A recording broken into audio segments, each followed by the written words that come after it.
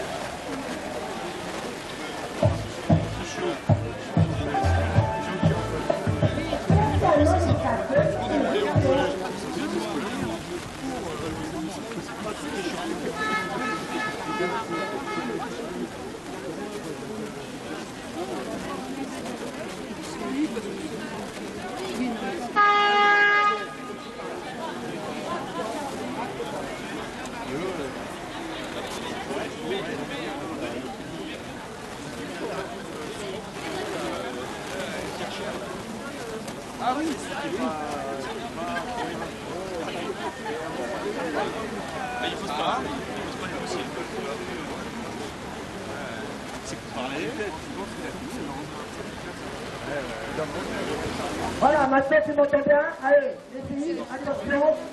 Vous me suivez, vous me rattrapez. Hein. Bon, journée de la femme, hein. On est dehors. Pas pour dire que c'est pas de la journée de la femme. La journée des droits des femmes, journée internationale. La CGT a encore moult revendications. Les femmes sont violentées, culture du viol organisé. On se lève, on se casse, on se tape, on stoppe le patriarcat. On prend le pouvoir et on se bat pour nos droits. Les femmes sont mal payées et les femmes exploitées. Toujours les premières de corvée. C'était bien, hein, la prochaine fois, vous pouvez la faire avec nous. Hein, là, on s'est donné à fond. Hein, non, n'applaudissez pas tous en même temps non plus.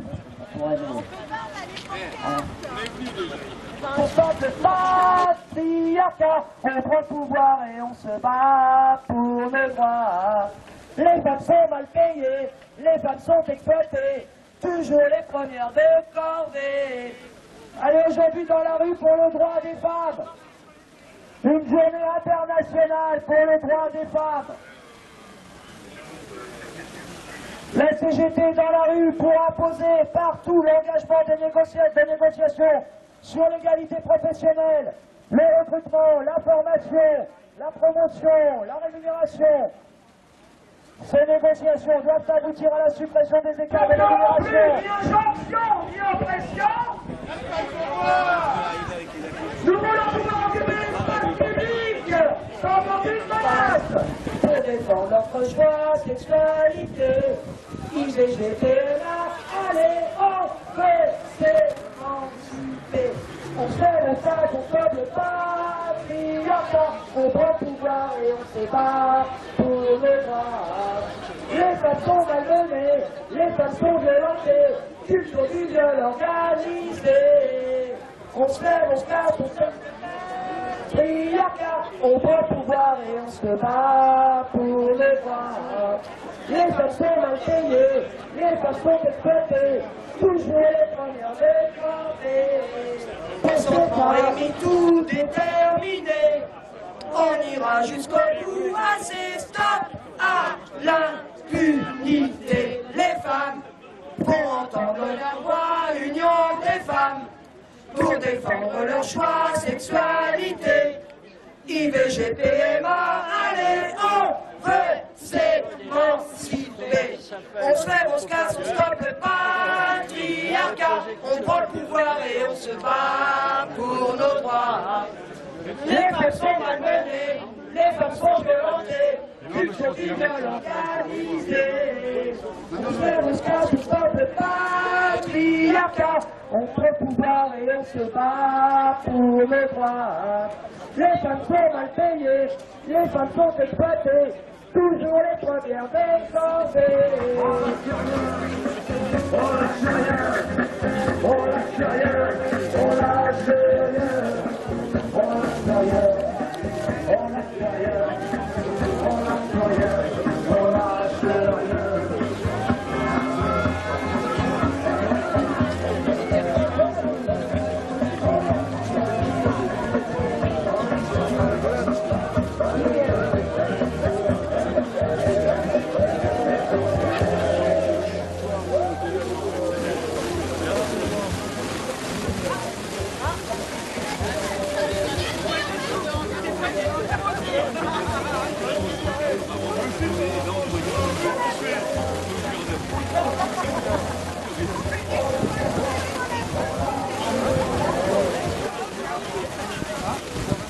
Bonjour à toutes et à tous. Merci à vous d'être présents cette journée internationale de lutte pour le droit des femmes. Eh ben non, encore cette année, c'est toujours pas la journée de la femme. Il est bien de rappeler que les inégalités femmes-hommes sont toujours d'actualité et que la CGT entend faire changer cet état de fait avec d'autres organisations progressistes. Aujourd'hui encore, malgré toutes les lois qui imposent le travail de valeur égale, salaire égal, malgré un prétendu index de l'égalité, les femmes gagnent toujours 26% de moins que les hommes. 59% des salariés payés au SMIC sont des femmes et elles occupent 76% des temps partiels, le plus souvent imposés. Et les employeurs ne sont toujours pas sanctionnés. Mais en disant tout ça, on se rend bien compte qu'en définitive, elle porte sur les augmentations de salaire et de pension, sur le retour de la retraite à 60 ans, en intégrant les années d'études, de formation, de recherche d'emploi, sur la réindustrialisation et le développement de l'emploi stable, statutaire dans la fonction publique, et à temps plein, sur l'amélioration des conditions de travail. Toutes nos mobilisations peuvent être qualifiées de féministes. Et nous avons toutes et tous conscience que la conquête de l'égalité femmes-hommes fera émerger des droits nouveaux pour l'ensemble de la société. Mais le 8 mars permet de mettre un peu plus en avant des femmes qui luttent depuis des mois, voire des années, notamment dans les métiers ultra féminisés que la crise sanitaire a mis en avant, mais qui sont toujours ultra précarisés, sous-payés et dépréciés. La liste des métiers féminisés, notamment dans les secteurs du soin et du lien, qu'il faudrait revaloriser, serait longue. Des revendications pour réussir l'égalité femmes-hommes, pour gagner la lutte contre les violences sexistes et sexuelles tout autant. Alors je vous en ferai grâce car nous sommes tous et toutes ici convaincus. Si la loi a inscrit dans la Constitution de 58 la liberté garantie des femmes de recourir à l'interruption volontaire de grossesse, victoire féministe incontestable dans notre histoire, il est nécessaire de rappeler que depuis 15 ans, ce ne sont pas moins 130 centres d'IVG qui ont fermé leurs portes, selon le planning familial. De plus, la double clause de conscience pour les praticiens, inscrite dans le code de déontologie des médecins, stipule qu'un praticien a le droit de refuser des soins pour des raisons personnelles ou professionnelles. Cette première clause n'est pas le seul problème. Il y en a bien une seconde. Celle-ci, établie en 73 par la loi Veil, qui permet aux médecins, sages-femmes et infirmiers de refuser de pratiquer une IVG pour des raisons morales ou religieuses. De quoi dire qu'un long chemin reste à parcourir pour que le mot liberté soit enfin remplacé par le mot droit. Merci à vous. C'est la libération en juillet 1946 que la notion de salarié féminine est abrogée par une arrêté. Jusqu'à là, les femmes salariées percevant systématiquement un salaire inférieur de l'ordre de 50% celle-ci des homologues masculins. Le préambule, la Constitution, garantit alors que aux femmes le droit d'égaux à ce qui est des hommes de la domaine. Rappelons, quelques neuf ont obtenu le droit de vote en 1944. Portons, Monique,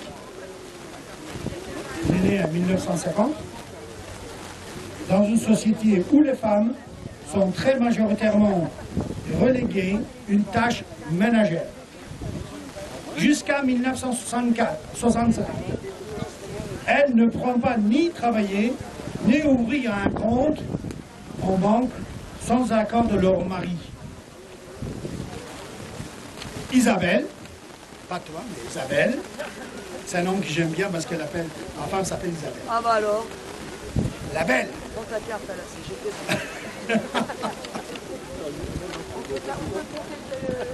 Isabelle est née voir le jour de 1968. Au milieu des mouvements de contestation sociale et politique de grande ampleur. L'événement de mai 1968 ont donné une impulsion décisive à la lutte pour l'émancipation des féminines, ouvrant une nouvelle ère dans les relations hommes et femmes. Il faudra attendre le 22 décembre 1972 pour que la loi instaurant de la notion de travail égal salaire et 1975 pour que la loi Veil égalise avortement. En 1980, Petite Marie, arrivée dans une France en pleine mutation, l'accès des femmes à l'éducation, à l'emploi et améliorer les un écart considérable. 40% persiste entre les rémunérations femmes et hommes. En 1983, c'est un petit peu historique, mais quand même, ça vaut le coup de la rappeler l'historique, c'est important parce qu'il faut qu'on rappelle tout le jour même, partout. 1983, la loi Roudy transpéra les directives européennes. La loi des réaffirmait le principe d'égalité de traitement entre les femmes et les hommes dans toute champ professionnel, recrutement, rémunération, promotion, formation. Avec l'an 2000, Chloé montre le bout de son nez, dans une France où l'écart de salaire moyen avec entre les femmes et les hommes reste encore 30%. Les femmes accédant de le poste d'élection, mais, il y a toujours mais, quand on dit mais, il y a un mais. Le plafond de verre au plancher de colon les empêcheront d'évoluer comme leur homologue masculin. 2020, Lilou vient au monde dans une France où l'égalité salariale est devenue une grande cause quinquennale. Pourtant, ces petites devraient encore attendre car un écart de salarial moyen de 26% persiste entre les hommes et hommes. Nous allons en 2024. Eh bien, que le progrès significatif étant réalisé, il reste encore de travail pour parvenir à une égalité de traitement indépendant de sexe des personnes. En 2024, l'écart salarial moyen entre les femmes et les hommes à travail et les compétences légales encore 22% en France. Les champs professionnels sont toujours discriminants. Les filières où les femmes sont largement majoritaires, comme le commerce, hôtellerie, événementiel, entretien, la santé, le soin des personnes sont souvent celles des salariés sont de plus de bras. L'orientation professionnelle des femmes est concentrée vers peu de métiers. La moitié des travailleuses est concentrée sur seulement 12 branches professionnelles sur le 87 existants. Elle est majoritairement sur les filières de rémunération. Beaucoup de femmes, j'arrive à la fin, ne vous inquiétez pas, beaucoup de femmes passent toute leur carrière professionnelle au SMIC. Est-ce que c'est normal? C'est l'appel intersyndical de l'éducation, de Sud Éducation Solidaire, d'UTSA Éducation, de la FSU, du SGEN CFDT et de la CGT Éducation. Le 8 mars, pour une égalité réelle hommes-femmes dans les écoles, dans les établissements scolaires, dans les universités et ailleurs. Sur le front de l'égalité, le ministère de l'Éducation nationale de la jeunesse communique beaucoup, mais agit très peu. Nous demandons des moyens pour mettre fin aux inégalités salariales et à la précarité aussi dans les métiers de l'éducation.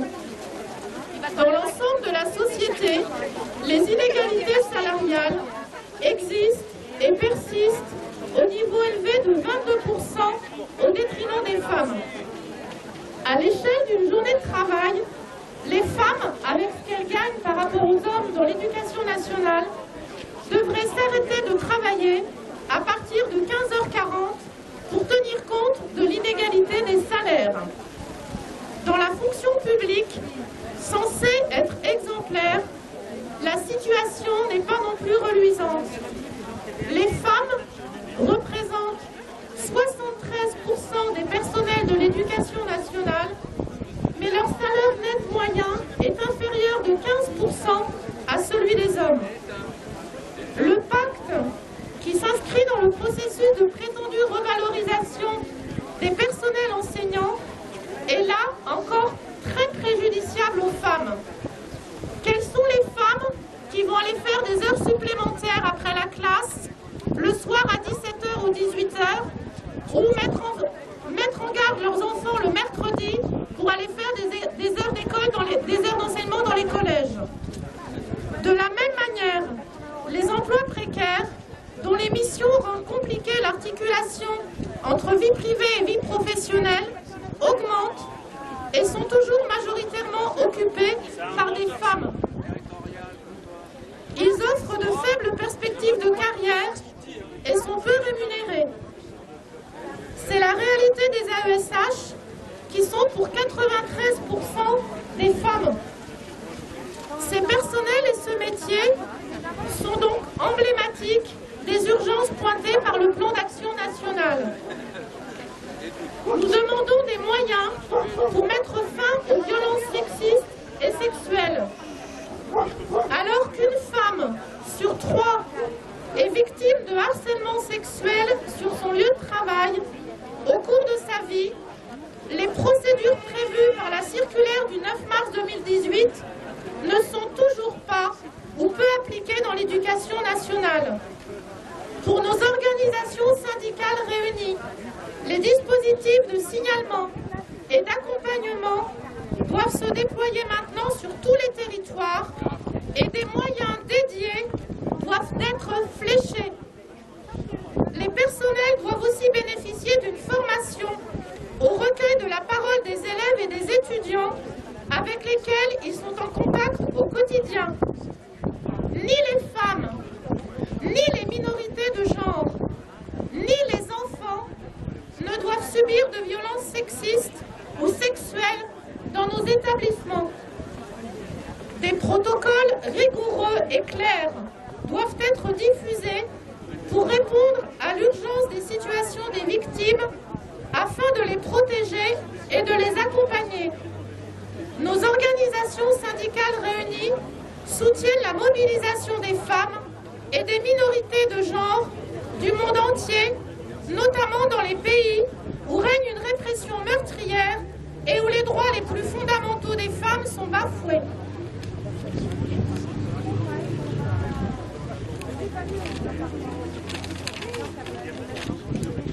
Nos organisations revendiquent l'égalité salariale entre les hommes et les femmes et la réduction du temps de travail pour permettre l'articulation vie privée, vie publique.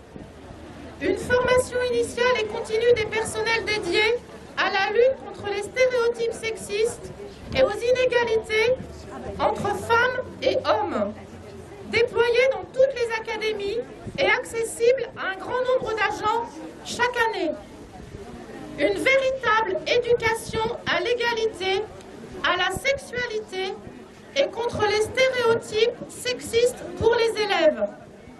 Le bénéfice systématique de la protection fonctionnelle renforcée par le protocole Égalité pour les femmes qui dénonce les violences sexistes et sexuelles au travail et les violences conjugales. Une formation spécifique de tous les personnels à la prise en charge des violences sexistes et sexuelles au travail, mais également sur l'intérêt et les enjeux de la santé menstruelle afin d'améliorer les connaissances et de lever enfin les tabous.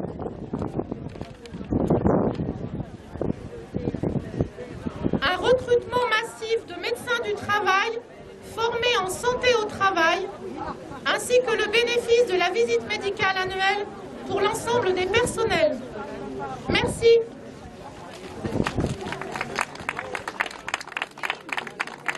Est-ce que notre organisation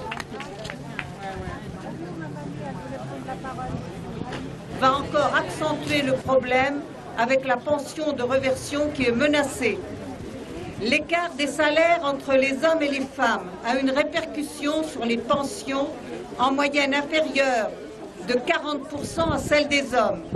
Ce sont surtout les emplois qu'elles occupent, souvent à temps partiel, dans le service à la personne, les auxiliaires de vie, les assistantes maternelles et les agents de nettoyage qui sont peu rémunérés. Pour et faux, nous sommes pour une réelle obligation de résultats en matière d'égalité salariale, en revendiquant notamment l'ouverture rapide de concertation et un indicateur sur la proportion de femmes et d'hommes dans les bas salaires. Pour la libre choix dans l'articulation entre vie familiale et vie professionnelle, Force ouvrière revendique un congé parental mieux rémunéré.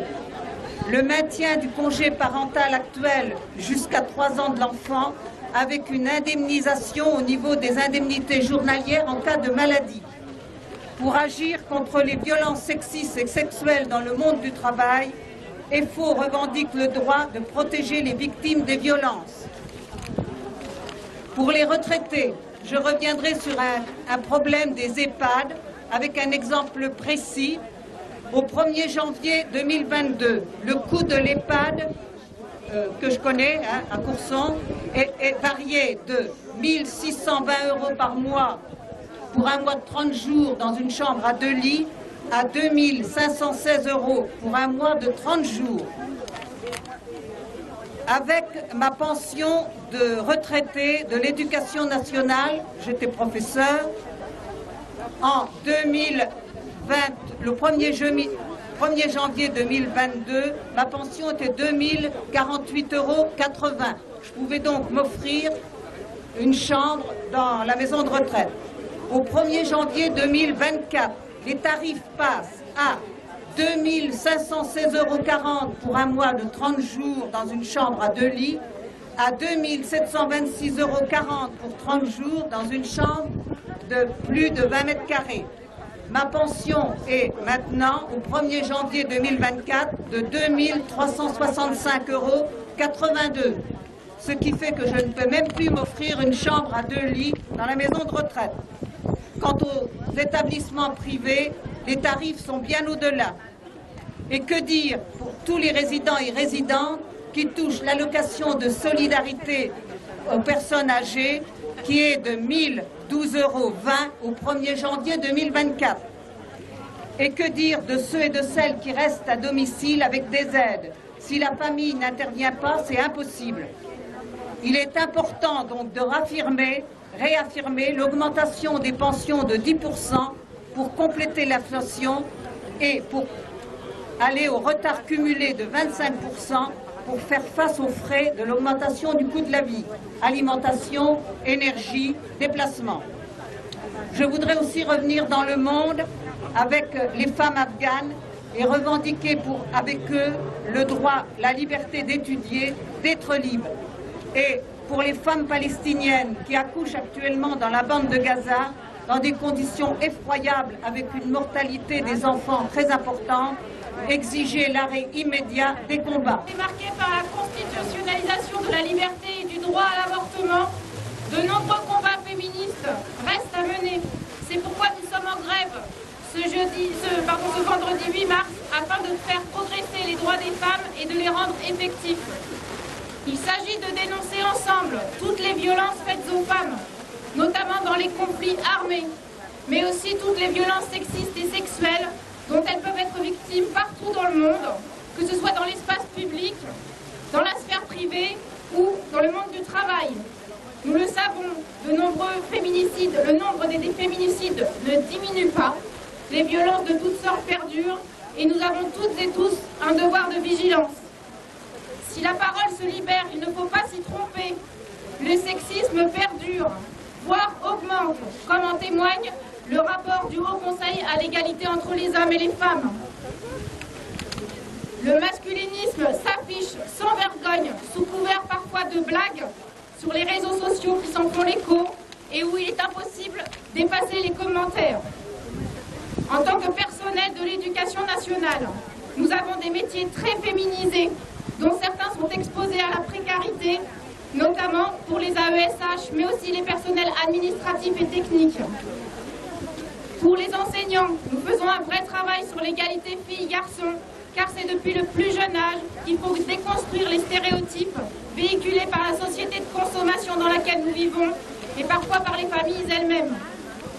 La grève féministe, c'est la grève du travail salarié, de celles qui font un travail invisible et gratuit, celui que les femmes accomplissent dans la sphère de la vie sociale et familiale, d'où la fin symbolique de ce rassemblement à 15h40. Il s'agit aussi de dénoncer les inégalités professionnelles qui persistent, car les salaires des femmes sont encore de 25% inférieurs à celui des hommes. Et chez les enseignants, tout ce qui est du domaine indemnitaire accroît ces inégalités. Quant aux pensions de retraite, elles sont inférieures de 40%. Dans notre pays, après la réforme des retraites défavorisant encore plus les femmes, les projets de restriction des droits conjugaux avec la pension de réversion et des droits familiaux, notamment avec les enfants, montrent que le pouvoir prépare de nouveaux reculs. Le président de la République n'est clairement pas à l'écoute des femmes et son appel au réarmement démographique est tout simplement consternant.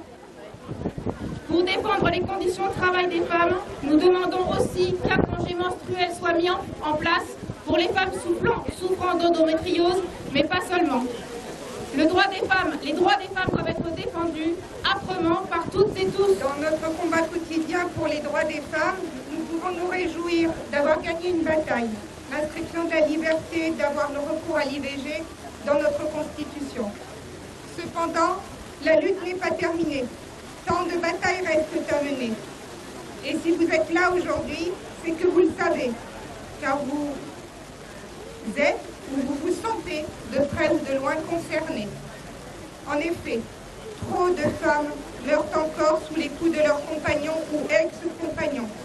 94 en 2023. Trop de femmes sont victimes de violences conjugales. 244 300 en 2023. Trop de femmes demeurent sous le joug de leur conjoint. Trop de femmes sont victimes de viols ou d'abus sexuels. Une femme sur deux a déjà subi une violence sexuelle en France. 94 000 chaque année. Trop de femmes subissent du harcèlement, des humiliations. Trop de femmes gagnent encore à poste égal moins qu'un homme. Trop de femmes n'ont pas, du fait de leur genre, les promotions ou postes que leurs compétences pourraient justifier. Et ceci pour ne parler que de notre pays. Si nous osons regarder plus loin, les droits des femmes ont été récemment réduits à néant par les talibans.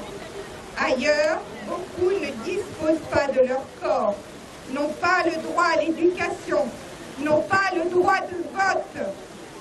Nous avons progressé, mais nous comprenons en regardant autour de nous que rien n'est acquis.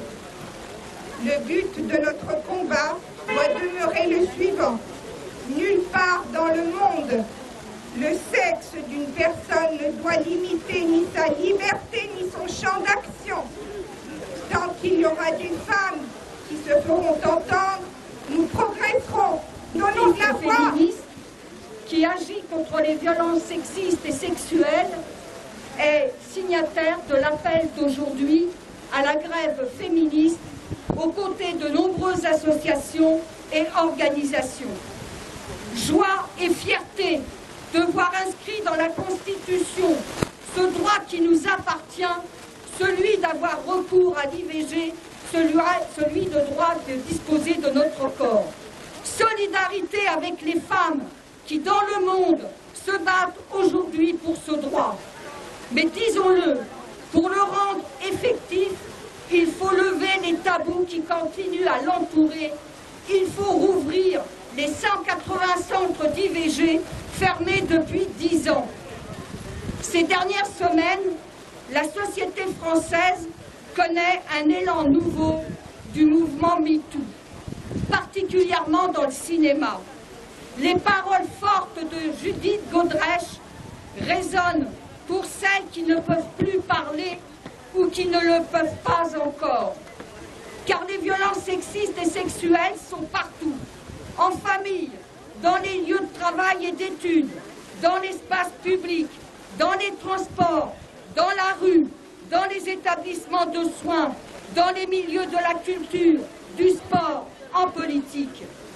Il n'est plus possible d'ignorer la réalité. 900 féminicides sous Macron, un viol ou tentative de viol toutes les 6 minutes, 3 enfants par classe victimes d'inceste.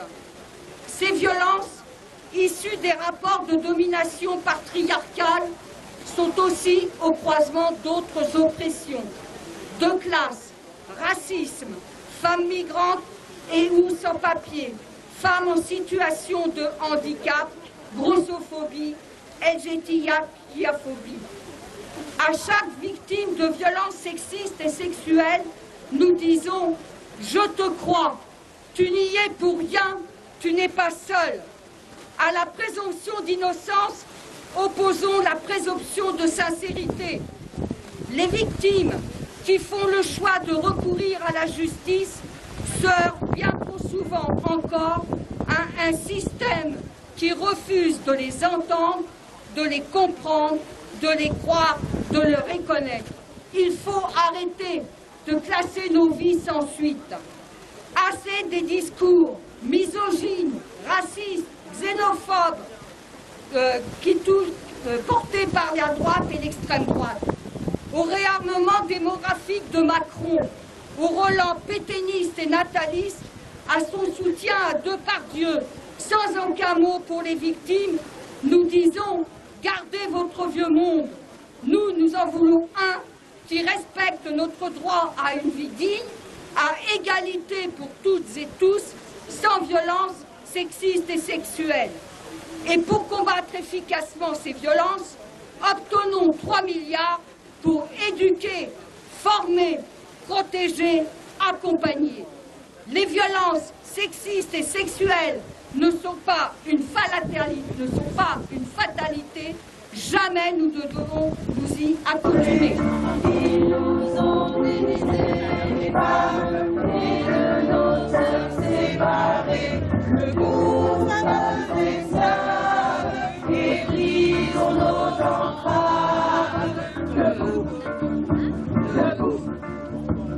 Le temps est national, les femmes, notre temps est terminé. Connaissons notre force, les femmes, et ouvrons-nous déminer. Le monde pas esclave, et brisons nos entraves. Debout, debout.